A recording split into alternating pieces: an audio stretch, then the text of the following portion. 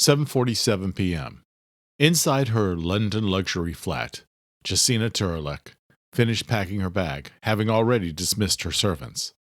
"Are you certain we should leave now?" her youngest sister, Jadzia, asked. "I wanted to get some shopping in while we were here." Her other sister, Judith, who was the eldest of the three, folded her arms together. "Don't be foolish, Jadzia. We can't stay here with the Ripper still on the loose." "It doesn't matter what we want," Jessenia said. "My husband wants us back in Istanbul inside our compound." With the horror that had occurred here, she was more than ready to return home. "He's the Duke." Jadzia's face showed how disappointed she was. "We must obey. I promise we will come back after they capture the beast. We will shop until we can't walk. How does that sound to you?" Jadzia smiled broadly. "It sounds wonderful. Are you both finished packing?" she asked her sisters. "No," they answered in unison. Judith smirked. "You sent the servants away too early." "We aren't helpless," she said with a laugh. "You better hurry." They heard a knock on the door. "That must be the driver," she told them. "Finish up. I will let him in."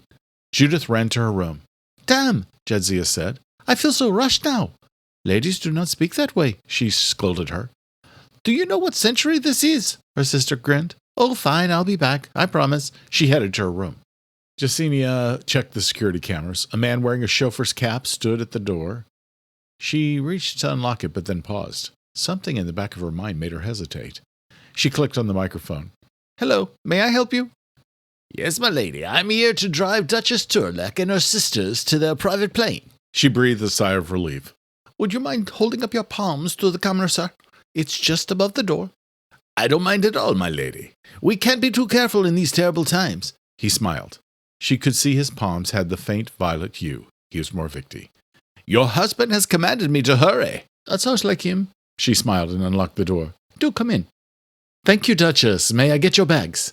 "Yes, thank you. My sisters have luggage as well. I hope that won't be too much trouble for you."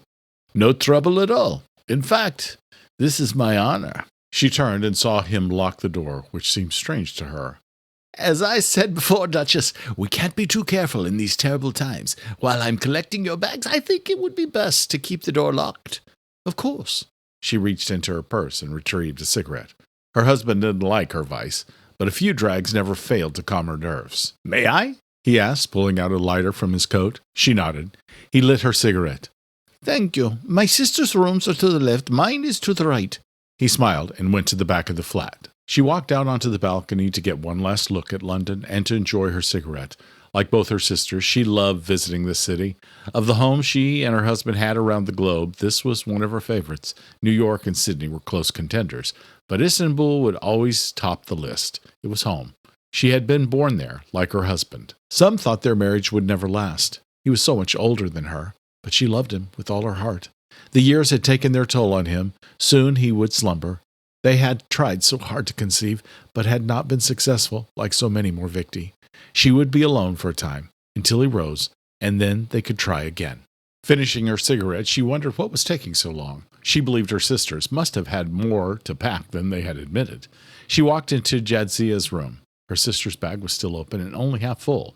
Clothes were piled high. "Jadzia, where are you?" She stepped into her bathroom. "We need to, Jadzia's head rested on the counter. Her eyes were open wide in horror. Her mutilated body was on the tiled floor, covered in her blood. Before she could react, Jessenia heard Judith scream. She ran, grabbing a lamp off a table and ripping its cord from the socket. "The driver's the Ripper. I let him in." Running through Judith's bedroom doors, Jessenia realized she was too late. Her sister's head was on the pillow, but her body was on the floor. The beast grabbed her from behind and placed his hand over her mouth. She tried to hit him with the lamp, but he wrestled it out of her hand. It fell to the floor along with any hope she had of surviving. "Anxious little bitch, aren't you, Duchess?" He dragged the flat edge of the knife over her throat. "Don't worry, it's your turn." 7:51 p.m. Keeping hold of his sister, Austin read the Ripper's letter that had been taped to the door of her flat. "Dearest Angelique, although we've never met, my heart belongs to you. You may not believe this, but I have lifted a burden off of your shoulders by taking Michael away. Compared to us, he is nothing, less than nothing. I realize you may have misguided feelings for him, so I've made sure he is cared for. You need not be concerned about him. Just follow my instructions and he will remain safe. I know that this revelation is new to you, so I will prove my devotion by helping you see the truth. Take this key, go to Durward Street. It is 9 miles from your flat, so it should take you no time at all to drive there. I'll expect you no later than 8:30. You'll find a green metal structure consisting of 4 storage units on Durward. Mine is number 4. More to come, dearest love, more to come. Forever yours, Jack. Austin's jaw tightened. The serial killer had his best friend and was trying to seduce his sister. He's insane. All the color had drained from Angelique's face. And he has my husband. We've got to find him. I'm taking you back to Doc's house. The hell you are. She stepped back, and he could see the determination in her eyes. There's no time, Austin. It's 10 to 8. I already looked up the directions to Durward while you were reading the letter. She passed him Wilson's phone. We have to go now. The estimated time for the trip was on the screen. 32 minutes. Damn, she's right. Sis, you will follow my instructions when we get there. No questions, understand? Okay, let's just go, now. He nodded, and they ran down the stairs to the car. Once they were inside, he handed the mobile phone back to her. Call Doc, and let him know where we are going. He hit the gas, heading for the A4. Hello. Doc Wilson answered through the cell speaker. Thomas, this is Angelique. Are you safe? He asked. We are, Austin answered. But we have a problem. The Ripper has Angelique's husband, Doc. Damn. There was a letter from him taped to Angelique's door with instructions for us to follow. If we don't, Michael will be in jeopardy. We just have to do as he says, Thomas, Angelique said, her hands trembling. Maybe I can help. What were the instructions on the letter? To go to Durward Street, Austin answered. We're on our way there now. There was a key with the letter. It is supposed to open a storage unit there.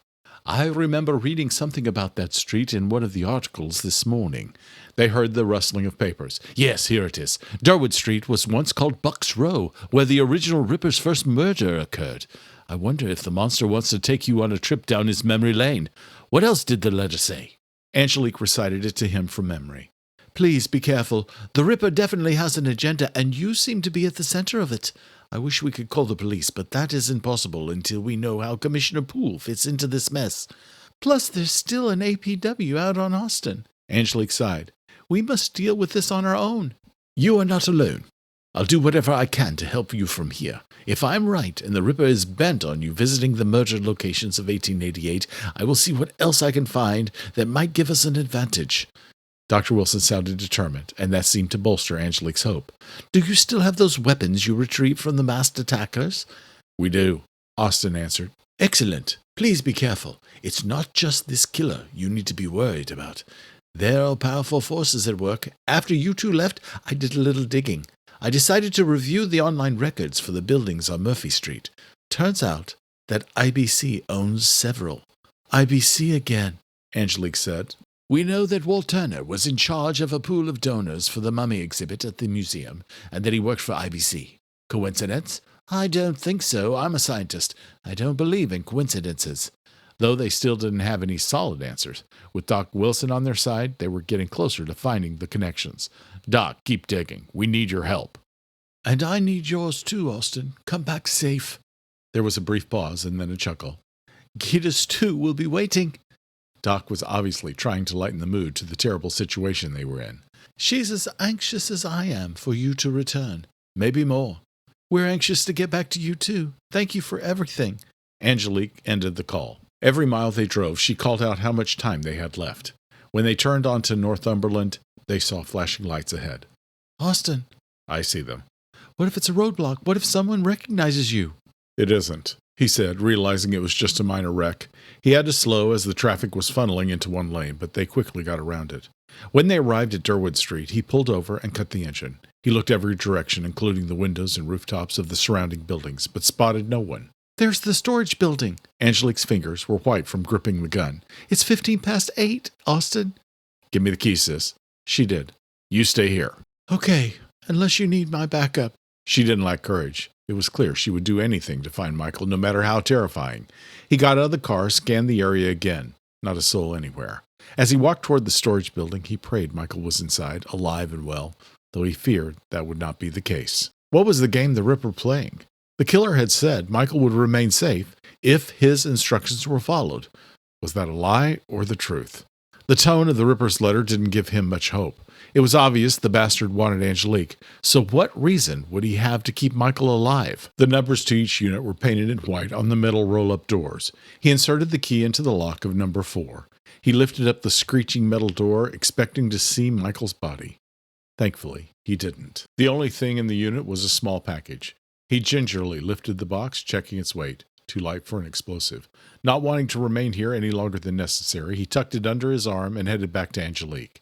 He got in the car, placing the package on the console between them. He saw the disappointment on her face that he hadn't found Michael. Don't lose hope. We'll find him. Now let's get out of here. He drove back onto the street. She grabbed the box. Don't open it, he said, recalling how Doc had told them about the 2 fingers that had arrived at his home. It might be a clue to where Michael is. Just let me get more distance between us and Durward Street. He could not risk his sister seeing Michael's severed finger. When he pulled the car over a few blocks away on another street, he turned to Angelique. Hand me the box. She stared at it. No, Angelique, we don't know what's inside. I think you better let me check it out first. We're doing this together. This is my husband we're talking about. I know. That's why I want to open it first. You're too close to the problem. And you're not. He's your best friend. You took a bullet for him. I can do this. He was getting nowhere with her. You win. We'll do this together. They opened the package. It didn't contain a finger, but another body part in a plastic bag packed in dry ice. Angelique gasped, Please don't let that be Michael's ear. He took the box from her. Let me turn on the light, sis, so we can get a better look. He could tell she was holding her breath, just like he was. Thankful for his exceptional memory, he let out a long sigh of relief. This isn't Michael's ear. I'm certain this belonged to Walt Turner. She peered into the box. Thank God you're right. This isn't Michael's ear. Tears of relief fell from her eyes. We've got to find him. We've just got to find him. Austin noticed something else in the box. Angelique grabbed the envelope before he could and tore it open. There's a letter, a printout of a newspaper clipping and insurance paperwork. She started reading the letter aloud.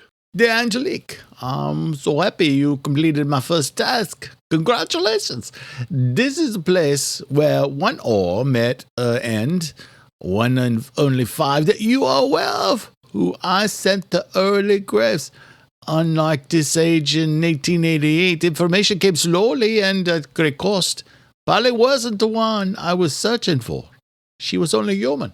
This here comes from one of our enemies. A living hominid as yet unknown. Yes, it's true. You and I must help Dr. Wilson with his research before we can be together. I want you to review the 2 items I included in this package. I'm certain you and Austin will find them very enlightening. Hurry, though. I left another gift for you on Onbury Street, right off Commercial. Check the trash bins next to the brewery. Forever yours, Jack. He mentioned your name, Angelique said. He knows who you are. Where is Hanbury, sis? She pulled up the directions from Wilson's mobile phone. 8 minutes from here. As he started driving, Angelique held up the article. It was from their local newspaper back home, decades ago. Under the headline, Local Student Awarded Full Scholarship from IBC Bank, was her senior picture, and below that, in the Ripper's distinct handwriting, were the words, Only scholarship the bank ever awarded anyone. Austin, what does this mean? I don't know yet. Show me the other one. It's about the fire, Mom and Dad's insurance papers. How did he get these? The bastard may be insane, but he's also resourceful and highly intelligent. What is this lunatic trying to tell us? The name of their parents' insurance company, Turner & Turner Mutual Insurance, was circled in red ink. Below it, another note from the Ripper. Turner & Turner Mutual is a subsidiary of IBC. Thanks for watching. Morvicti Blood, Episode 18, Deadly Clues. I hope you'll like and share and subscribe and hit the notification bell. New episodes are dropping every Monday and Friday.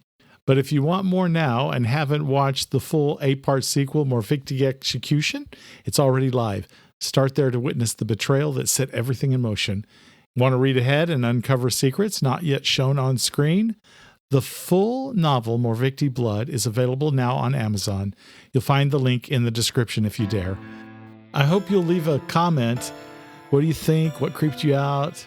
Who do you think survives? I'm going to read every comment, and I'm going to try to answer every comment or question that you have. For early access, bonus episodes, and forbidden lore, join our inner circle, Bloodbound, at patreon.com/LeeSwift. Until next time, keep your lights on, stay quiet, and whatever you do, Don't answer the knock at your door.